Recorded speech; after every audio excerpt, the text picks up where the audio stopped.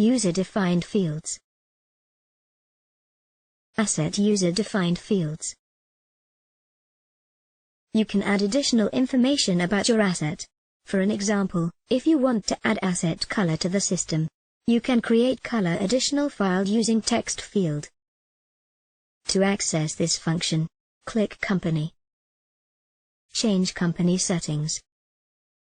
User-defined fields. Asset. There are 4 types of fields. Text. You can enter an alphanumeric description of up to 50 characters. Numeric. You can enter numbers. Date. You can enter dates. Yes. No. This is a checkbox, which you can check or uncheck. You can add 12 additional fields for each asset. 3 text values.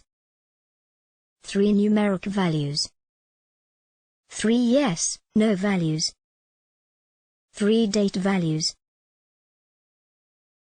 Once you have set the user-defined fields, you can add extra information when editing your asset.